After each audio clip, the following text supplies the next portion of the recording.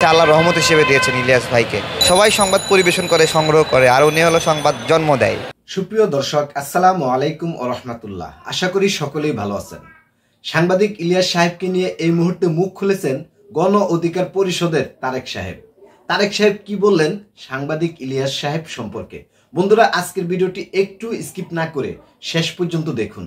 ভিডিওটি দেখার আগে আপনি যদি এই চ্যানেলে নতুন হয়ে থাকেন তাহলে চ্যানেলটি সাবস্ক্রাইব করে পাশে থাকা বেল বাটনটি অল প্রেস করে দিন। আর যারা করেছেন তাদেরকে অসংখ্য অসংখ্য ধন্যবাদ। আর আপনাদের জন্য বরাবর একটি কথাই বলবো, নামাজ বাদ দিও না বন্ধু, এপারের চেয়ে ওপারের জীবন অনেক সুন্দর। তাহলে চলুন বন্ধুরা, আজকের ভিডিওটি শুরু করা যাক। ইলিয়াস ভাইয়ের একাডেমিক কোয়ালিফিকেশন কি আমি জানি না, কিন্তু উনি সব কিছুকে ছাড়াই গেলেন। এই সাংবাদিকতা নিয়ে অনেক গবেষণা, বড় বড় লোক স্কলার আছে, কিন্তু তার চেয়ে ভিন্ন কিছু উনি হয়ে গেছেন। সবাই সংবাদ পরিবেশন করে, সংগ্রহ করে, আর উনি হলো সংবাদ জন্ম দেয়। ঠিক আছে, এমনভাবে একটা কিছু করে যে তাকে অপছন্দ করা ব্যক্তিও তাকে নিয়ে নিউজ করতেই হবে, কাটতেই হবে, এইরকম একটা ভয়ঙ্কর বিষয়। ঠিক আছে, আর মানে এটা এখন থেকে না, আপনার সেই 2018 সালে যে নির্বাচন, শেখ হাসিনার বিনা ভোটে নির্বাচন, ওই সময় দাবরায় দাবরায় যে নিউজ সংগ্রহ, ভোট চোরদের, এটা উনি দেখাই দিয়েছেন যে উনি কি জিনিস। এটা আমাদের কাছে আল্লাহ রহমত হিসেবে দিয়েছেন ইলিয়াস ভাইকে। অনেকে ওনাকে অপছন্দ করতে পারে, মানে, কিন্তু জাস্ট মানে ওয়াও বলতে হয় যে এটা আমরা সবাই বিস্মিত হয়ে যাই ইলিয়াস ভাইয়ের এটা দেখে। দেখেন, এমনভাবে ভিতর থেকে ঘটনাগুলো টেনে নিয়ে আসে এবং ঘটনাগুলোর পরম্পরা তৈরি করে, লিঙ্ক আপ করে। এটা ট্রাস্ট না করে আর অন্যদিকে যাওয়া যায় না। হ্যাঁ, আপনি তো মানে তথ্যকে তো আপনি অস্বীকার করতে পারবেন না। আর এই যে ডালিম সাহেবের বিষয়ে যেটা এনেছেন, এটা 53 বছরের হিসাব নিকাশ একদিনে উনি মিটাই দিয়েছেন, এইরকম বিষয়টা। হ্যাঁ, এতগুলো পয়েন্ট, এতগুলো যুক্তি, ন্যারেটিভ, এবং যেভাবে আবেগের সঙ্গে তুলে ধরেছেন, এবং এটা এই বক্তব্যে অনেকের বিরুদ্ধে গেছে বক্তব্য, যাদের বিরুদ্ধে গেছে। সত্য এরকমই, সত্য সবাইকে ম্যানেজ করে সত্য হয় না। সত্যের কিছু কিছু অংশ আপনার পছন্দ হবে, কিছু কিছু অংশ অপছন্দ হবে, এটা ম্যানেজেবল না। হ্যাঁ, তো ম্যানেজেবল হইলে এটা তো তাহলে আপনার হলো গল্প তৈরি করা, কিন্তু যেটা ঘটে যায় সেই ঘটনা। এখানে শহীদ প্রেসিডেন্ট জিয়াউর রহমানের নাম আসছে, এটা উনি যেভাবে ন্যারেটিভ করেছেন ওনার একটা ব্যাখ্যা, কিন্তু অন্য ব্যাখ্যাও আছে। উনি অশান্ত দেশকে শান্ত করার জন্য, আইনের ভিতরে নিয়ে আসার জন্য একটা বিপ্লবের মধ্য দিয়েও কিন্তু উনি ক্ষমতায় আসছেন। সবাই কিন্তু বিপ্লবের মধ্য দিয়ে রাষ্ট্রপতি, প্রধানমন্ত্রী হওয়ার সুযোগ পায় না। হ্যাঁ, তো এটা উনি হয়েছেন। সেই বিপ্লব সংহতি, সৈনিকরা সবাই মিলে ওনাকে রাষ্ট্রপতি বানায় দিল। ওই সময় রাষ্ট্রকে সুশৃঙ্খল করার জন্য ওনার উদ্যোগগুলোকে আপনার হলো প্রশ্নবিদ্ধ করার সুযোগ নাই। মানে এটা তো কিছু মানুষের কাছে খারাপ লাগবে, তারা একভাবে চাবে, ওনারা যেভাবে চেয়েছিল মেজর ডালিমরা, শহীদ প্রেসিডেন্ট জিয়াউর রহমান অন্যভাবে যৌক্তিক মনে করেছেন। হ্যাঁ, আবার সেটা মেজর ডালিমের কাছে যৌক্তিক মনে হয়নি।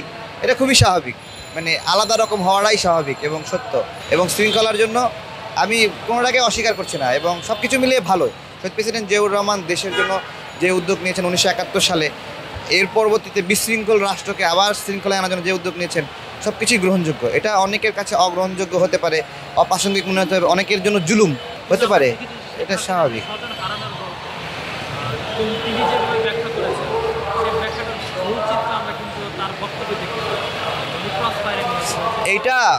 এটা হলো মানে শেখ হাসিনার যে স্বজন হারানো, আমি বলবো এটা গিফট অফ বাকশাল। ঠিক আছে, বাকশালের গিফট, এটা বাকশালের গিফট। শেখ পরিবারের নিপাত, তারা যে মানুষকে কষ্ট দিচ্ছে, দুর্ভিক্ষ না খেয়ে রাখছে, তারপরে 40,000-এর মতো মানুষ হত্যা করছে শেখ মুজিবুর রহমান রক্ষী বাহিনী দিয়ে। এটা তো একটা শাস্তি আছে, এই শাস্তিটা পেয়েছে।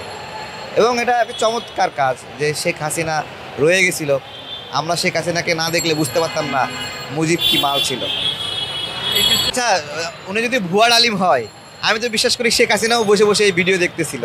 ঠিক আছে, হ্যাঁ, তাহলে ভুয়া হলে এত টেনশন করার কারণ নাই, মনের শান্তি না থাকুক, সমস্যা কি? এক্ষেত্রে আপনার কি মনে হয় যে তাদের যে গল্প, স্বজন হারানোর ব্যথা, সেই ব্যথাকে পুনরায় আবার তারা প্রকাশ করতে পারে? না, এটা তো একটা অদ্ভুত বিষয় ছিল যে মানুষ মরে গেলে জানাজা নামাজের জন্য সবাই আসে, তাদের নেতার জানাজা নামাজে কেউ আসলো না। এটা তো একটা বেদনাই, এই বেদনা সারা জীবন থাকবে। তারা একটু তুলনা করো, শহীদ প্রেসিডেন্ট জিয়াউর রহমানের জানাজায় কত লোক হয়েছিল, তাদের জানাজায় কত লোক হয়েছিল। একটা মানুষ যদি ভালো হয় তার জন্য সবাই কাঁদবে, শেখ মুজিবের জন্য কেউ কাঁদে নেই। বন্ধুরা, আপনারা আজকের এই ভিডিওটি শুরু থেকে শেষ পর্যন্ত দেখেছেন। গণ অধিকার পরিষদের তারেক সাহেব সাংবাদিক ইলিয়াস সাহেব সম্পর্কে যে কথা বলেছেন, ইলিয়াস সাহেব সংবাদ পরিবেশন করেন না, সংবাদ জন্ম দেন। আমি তার সাথে সহমত প্রকাশ করছি। বন্ধুরা, আপনারাও যদি সহমত প্রকাশ করেন অবশ্যই কমেন্ট বক্সে লিখে যাবেন। সাংবাদিক ইলিয়াস সাহেবকে বাংলাদেশের অনেক সাংবাদিকেরাই অপছন্দ করেন, কারণ তিনি সত্য কথা বলেন। কিন্তু আমরা সবসময় সাংবাদিক ইলিয়াস সাহেবের সংবাদ দেখে এসেছি। তিনি শিকড় থেকে সত্যি কথাগুলিকে জনগণের সামনে তুলে ধরেছেন এবং বাংলাদেশে যে যে ধরনের অপকর্ম করছেন একমাত্র তার মাধ্যমেই বাংলাদেশের লোকেরা এই সংবাদ পাচ্ছে এবং জানতে পারতেছে। সর্বশেষ তিনি যে কাজটি করে দেখিয়েছেন, একটি চমক দেখিয়েছেন বাংলাদেশকে। মেজর ডালিম সাহেবকে সামনে নিয়ে এসে গত 54 বছরের বিকৃত ইতিহাসকে তুলে ধরেছেন আমাদের সামনে। আজকে জাতি জানতে পেরেছে এবং বাংলাদেশের মানুষ এই মুহূর্তে মেজর ডালিম সাহেবকে এবং সাংবাদিক ইলিয়াস সাহেবকে শ্রদ্ধার সাথে ভালোবাসতে শুরু করেছে। এই মুহূর্তে আমরাও দেখতে পাচ্ছি বিভিন্ন টিভি চ্যানেল সাংবাদিক ইলিয়াস সাহেবের ভিডিও নিয়েই তারা কাটসাট করে আজকে নিউজ প্রচার করছে। এই ব্যক্তিরাই একসময় সাংবাদিক ইলিয়াস সাহেবকে পছন্দ করতেন না এবং তার বিরোধিতা করতেন, সর্বসময় তার পিছনে লেগে থাকতেন। আমরা জানি যারা ন্যায়ের পথে থাকবে, সত্যের পথে থাকবে, তার পিছনে অনেক শত্রু থাকবে, যা ইলিয়াস সাহেবের বিরুদ্ধে এতদিন ছিল। তবে এই মুহূর্তে ইলিয়াস সাহেব প্রত্যেকটা শিকড় থেকে সত্যি কথাগুলিকে বাংলাদেশের জনগণের সামনে তুলে ধরতে সক্ষম হয়েছে। এই জন্যই জনাব তারেক রহমান সাহেব গণ অধিকার পরিষদের তিনি বলেছেন যে একমাত্র সাংবাদিক ইলিয়াস সাহেবই সংবাদ পরিবেশন করেন না, তিনি সংবাদ জন্ম দেন, যার মাধ্যমে বাংলার জাতি আজকে সত্য ইতিহাসগুলি জানতে চলেছে। এবং সবসময় তিনি সেই ভোটের আমল থেকে দড়িয়ে দড়িয়ে যেভাবে মানুষের পিছনে লেগেছিল সত্য কথাগুলিকে তুলে ধরার জন্য একমাত্র সাংবাদিক ইলিয়াস সাহেবই বাংলাদেশের জন্য চেষ্টা করেছেন। ইতিমধ্যেও তিনি চেষ্টা করেছেন, বর্তমানেও তিনি প্রবাসে থেকে বাঙালি জাতিকে মুক্ত করার জন্য তাদেরকে সঠিক পথ দেখাচ্ছেন এবং তিনি তার সাথে যুক্ত করেছেন মেজর ডালিম সাহেবকে, যার মাধ্যমে আজকে আমরা 50 থেকে 54 বছরের ইতিহাস জানতে পারলাম। এবং এই মুহূর্তে তার বক্তব্য কিন্তু আমাদের প্রয়োজন ছিল।